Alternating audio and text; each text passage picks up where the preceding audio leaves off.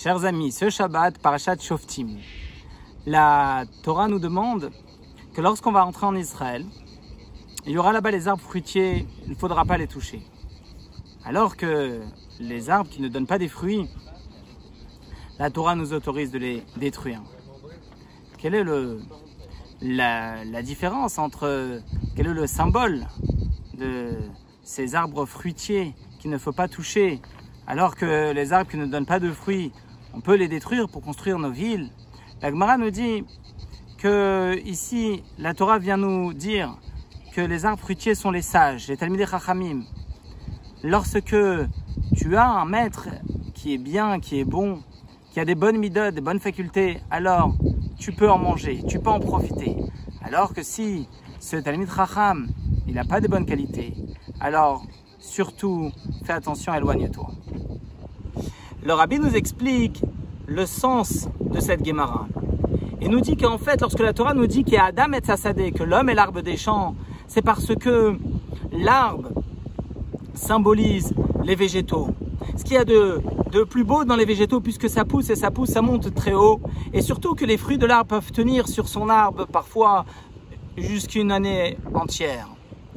Alors, chez l'homme, ce qui est appelé le tzomer, les végétaux, ce sont les midot, les facultés de l'homme qui sont tout le temps en train d'évoluer et de grandir. La bonté chez l'homme, la rigueur, la miséricorde, les sentiments qui en découlent, l'amour, la crainte, tout ça, ce sont les midot, les facultés humaines qui permettent à l'homme d'évoluer, de pousser, de grandir comme cet arbre-là.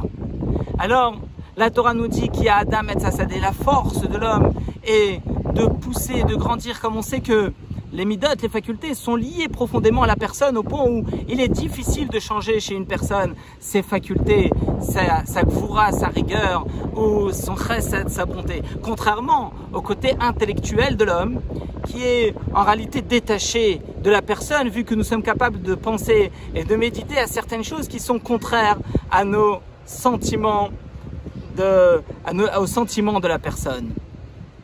Alors voilà, un message fort.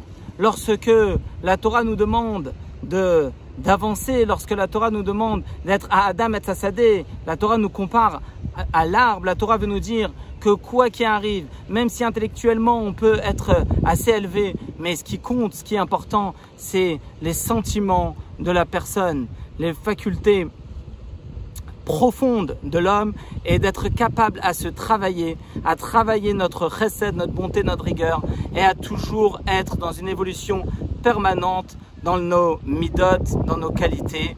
Et par cette façon-là, en travaillant sa personne dans le profond de sa personne, alors on va être capable de changer le monde et d'amener le Mashiach tout de suite, Bekarov Mamash. Shabbat Shalom et à bientôt.